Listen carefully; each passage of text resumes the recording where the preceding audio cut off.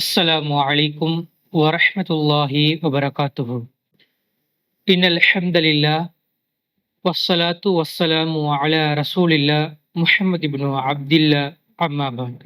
எல்லா புகழும் புகழ்ச்சியும் இந்த உலகத்தை படைத்து பரிபாலிக்கக்கூடிய சர்வ அதிகாரமும் படைத்த ஏகவல்ல இறைவன் ஒருவனுக்கு உண்டாகட்டுமாக. அல்ஹம்துலில்லாஹ். அன்பிற்குரிய இஸ்லாமிய சகோதரர்களே, சகோதரிகளே, தற்பொழுது இலங்கையில் ஏற்பட்டிருக்கக்கூடிய அசாதாரண கால சூழ்நிலை சம்பந்தமாக நாம் அனைவரும் அறிந்து வைத்திருக்கக்கூடியவர்களாக இருக்கிறோம். சமூக வலைத்தளங்கள்ல, இலங்கையில் இருக்கக்கூடிய பகுதிகளில் இந்த வெள்ள அபாயம் என்பது எந்த அளவுக்கு ஏற்பட்டிருக்கிறது என்பதை நாங்கள் கண்கூடாக பார்த்து வருகின்றோம். தொடர்ச்சியாக வெள்ள அபாயங்களும் மண் சரிவு அபாயங்களும் அரசின் மூலமாகவும் விடுக்கப்பட்டிருக்கக்கூடிய ஒரு நிலைகளை நாங்கள் பார்க்கிறோம். எந்த அளவுக்கு என்று சொன்னால், தென்மேற்கு பருவப்பெயர்ச்சி காற்று தீவிரமடைந்துள்ளதனால் சப்ரகமுவ மாகாணம், கண்டி, நுவரெலியா, காலி, மாத்தறை போன்ற மாவட்டங்களில் அதிகமான அளவு மழை பெய்யக்கூடிய ஒரு நிலையை நாங்கள் பார்க்கிறோம். கழனி ஆற்று படுகைக்கு சிவப்பு நிற ரெட் லெவல் வெள்ள அபாய எச்சரிக்கை அரசின் மூலமாக வழங்கப்பட்டிருக்கிறது. அதே போல கொத்மலை நீர்த்தேக்கத்தினுடைய வான்கதவுகள் திறக்கப்பட்டிருக்கக்கூடிய ஒரு நிலையை நாங்கள் பார்க்கிறோம். நாவலப்பிட்டி, கம்பல, அக்குரண போன்ற பிரதேசங்களில் அதிகமான அளவிற்கு வெள்ளப்பெருக்குகள் ஏற்பட்டிருக்கக்கூடிய நிலைமையையும் மண் சரிவுகள் ஏற்பட்டிருக்கக்கூடிய நிலைமைகளையும் நாங்கள் சமூக வலைத்தளங்கள் மூலமாக பார்க்கக்கூடிய ஒரு காட்சியை நாங்கள் பார்க்கிறோம். தொடர்ந்து பெய்யக்கூடிய கனமழை காரணமாக மகாவலி ஆற்றினுடைய நீர்மட்டம் நாவலப்பிட்டி, பேராதனை ஆகிய பகுதிகளில் மிகப்பெரிய ஒரு வெள்ளப்பெருக்கை எட்டிருக்கக்கூடியதை நாங்கள் கண்கூடாக பார்த்து வருகிறோம். நாவலப்பிட்டி அளவீட்டு மையத்தினுடைய நீர்மட்டம் அடிப்படையில் 6 மீட்டரை தாண்டிய அபாயகரமாக ஒரு நீர்மட்டம் ஒன்று வச்சிருப்பாங்க அரசாங்கத்தினால. அந்த அபாயகரம் நீர்மட்டம் என்று சொல்லி அதை தாண்டி ஒரு நீர்மட்டம் கூடுகின்ற பொழுது அபாயகரமான வெள்ளப்பெருக்குகள் ஏற்படக்கூடிய நிலைகள் ஏற்படும்.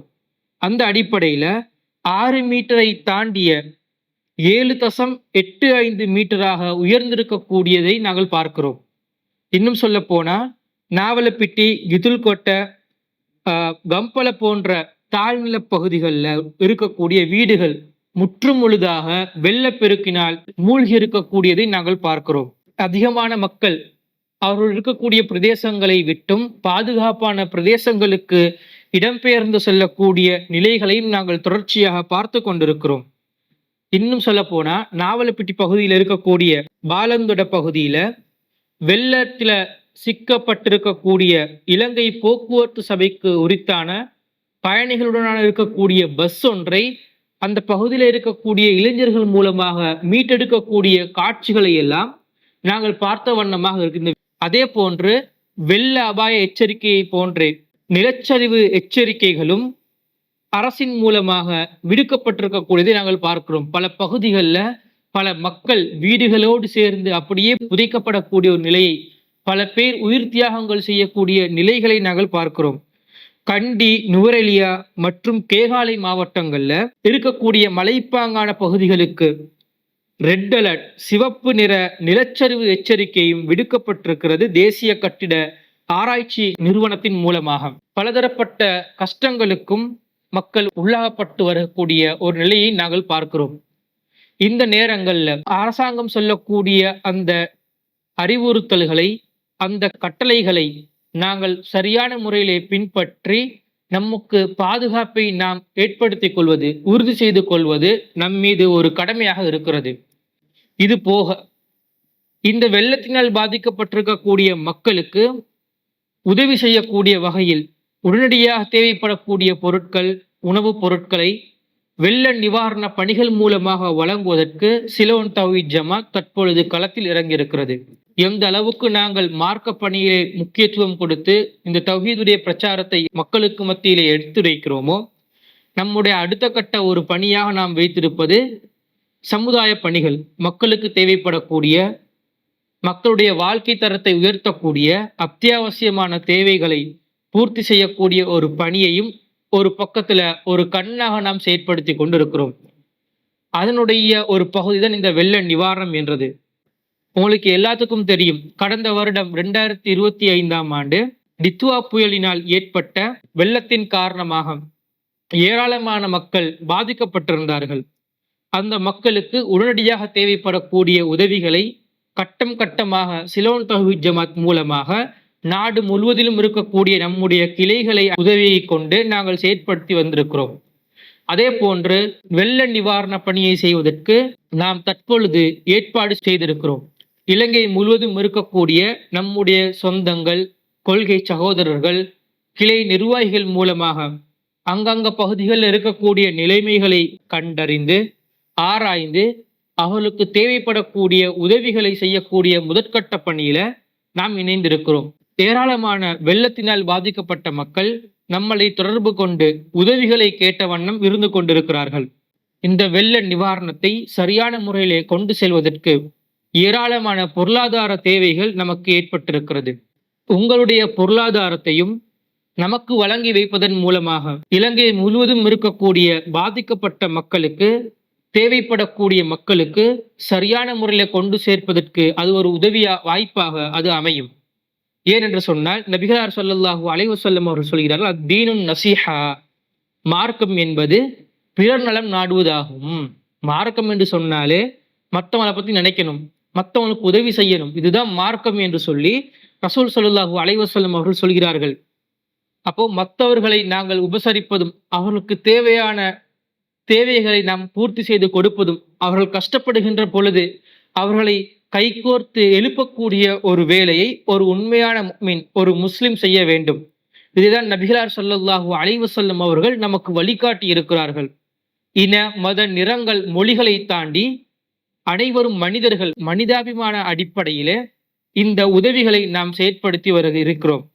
நபிகளார் ஸல்லல்லாஹு அலைஹி வஸல்லம் அவர்கள் சொல்கிறார்கள், ஒரு முஃமினுடைய துன்பத்தை யார் நீக்குகிறாரோ அவருடைய துன்பத்தை மறுமை நாளில் அல்லாஹ்வும் நீக்குகிறான் என்று நபிகளார் ஸல்லல்லாஹு அலைஹி வஸல்லம் சொல்றாங்க. இந்த உலகத்துல நம்ம ஒரு முஃமின்ட, ஒரு மனிதருடைய துன்பத்தை நம்ம நீக்கிட்டோம் என்று சொன்னா, அவன் கஷ்டப்படும் பொழுது அவருக்கு நாம் உதவி செஞ்சு அவருடைய கஷ்டத்தை தீர்த்து விட்டோம் என்று சொன்னால், நாளை மறுமையில நாம கஷ்டப்படும் பொழுது நமக்கு அல்லாஹ் அவன் நம்முடைய கஷ்டத்தை தீர்த்து வைப்பதாக நபிகளார் ஸல்லல்லாஹு அலைஹி வஸல்லம் சொல்கிறார்கள். அதே போல் நபிகளார் ஸல்லல்லாஹு அலைஹி வஸல்லம் சொல்றாங்க, யார் மனிதர்களுக்கு இரக்கம் காட்டவில்லையோ, யார் மனிதர்களுக்கு பாசம் காட்டவில்லையோ அவர்களுக்கு மறுமை நாளில் அல்லாஹ்வும் இரக்கப்பட மாட்டான், பாசம் காட்ட மாட்டான் என்று சொல்லி நபிகளார் ஸல்லல்லாஹு அலைஹி வஸல்லம் அவர்கள் சொல்கிறார்கள். அதே போன்று நபிகளார் ஸல்லல்லாஹு அலைஹி வஸல்லம் அவர்கள் சொல்கிறார்கள், ஒரு முஃமினுடைய உதாரணம் என்னன்னு சொன்னா, ஒரு உடலை போன்றது. ஒரு உடல்ல ஒரு பகுதியில ஒரு நோய் ஏற்பட்டு, ஒரு காயம் ஏற்பட்டு, ஒரு வருத்தத்திற்கு, ஒரு வேதனைக்கு உள்ளாக்கப்படுகிறது என்று சொன்னால், மற்ற உறுப்புகள் அனைத்தும் நோயுற்று காய்ச்சலால் பாதிக்கப்பட்டு அந்த துன்பத்தில் இருந்து, அந்த நோய் வலியில் இருந்து பங்கு போட்டுக் கொள்கிறது. ஒரு முஃமின் என்ன அப்படிதான் இருக்கணும். நான் நல்லா இருந்தா போதும் என்று சொல்லி நம்முடைய செயற்பாடுகளை மாத்திரம் நினைக்கக்கூடியவர்களாக இருக்க முடியாது. ஒரு முஃமின்டா எப்படி யோசிக்கணும்னு சொன்னா, என்ற சகோதரன் ஒரு கஷ்டத்துல இருக்கும்போது, வெள்ளத்தினால் பாதிக்கப்பட்டு தங்குவதற்கு இடமில்லாமல், சாப்பிடுவதற்கு உணவில்லாமல், படுப்பதற்கு இடமில்லாமல் இருக்கக்கூடிய ஒரு நிலையில இருக்கும் பொழுது, அவர்களோட கஷ்டத்தோடு நாம் என்ன செய்யணும்? அந்த கஷ்டத்தை நம்முடைய கஷ்டமாக எடுத்துக்கொள்ள வேண்டும். அவருடைய துன்பத்தில் நாங்களும் ஒரு உதவி செய்யக்கூடியவர்களாக, அவருடைய நிலையை மாற்றுவதற்கு முயற்சிகளை செய்யக்கூடியவர்களாக நாங்கள் இருக்க வேண்டும். இதுதான் இஸ்லாம் நமக்கு கூறக்கூடிய ஒரு மிகப்பெரிய ஒரு பாடமாக இருக்கிறது. எனவே பாதிக்கப்பட்ட மக்களுக்கு தொடர்ச்சியாக நிவாரண பணிகளை செய்வதற்கு சிலோன் தௌஹீத் ஜமாத் என்றும் தயாரான நிலையிலே இருக்கிறது. அதற்குரிய ஏற்பாடுகளை நாம் செய்த வண்ணமாக இருந்து கொண்டிருக்கிறோம். அதற்கு தேவைப்படக்கூடியது உங்களுடைய பொருளாதாரம் தான். உங்களுடைய பொருளாதாரத்தை நீங்கள் எமக்கு வழங்குவதன் மூலமாக அந்த பொருளாதாரத்தை தேவைப்படக்கூடிய மக்களுக்கு நாங்கள் உதவி செய்வதற்கு தயாராக இருக்கிறோம். நீங்கள் வழங்கக்கூடிய ₹1 இருந்தாலும் அதற்கு கணக்கு காட்டுவதற்கு நாம் ஒருபோதும் தயங்க மாட்டோம். நீங்கள் வழங்கக்கூடிய ஒவ்வொரு ரூபாயும் அமானிதமாக அதற்குரியவர்களிடத்திலே கொண்டு போய் சேர்ப்பதற்கு நாம் என்றும் தயாரான நிலையிலே இருக்கிறோம். உங்களுடைய பொருளாதாரங்களை, உங்களுடைய காசு பணங்களை கீழே தெரியக்கூடிய இந்த கணக்கிலக்கத்திற்கு வாரி வாரி வழங்குங்கள். மற்ற மக்களுடைய துன்பத்தை நீக்குவதற்காக அல்லாஹ் மறுமையிலே உங்களுடைய துன்பத்தை நீக்குவதற்கு தயாராக இருக்கிறான். எனவே இந்த பதிவின் மூலமாக அனைத்து மக்களுக்கும் சொல்லக்கூடிய ஒரு விடயம் என்னென்று சொன்னா, இந்த அசாதாரண சூழ்நிலையில உங்கள் பகுதிகளில் இருக்கக்கூடிய அந்த அறிவுறுத்தல்களை கேட்டு உங்களுடைய பாதுகாப்பை முதலில் நீங்கள் உறுதி செய்து கொள்ளுங்கள்.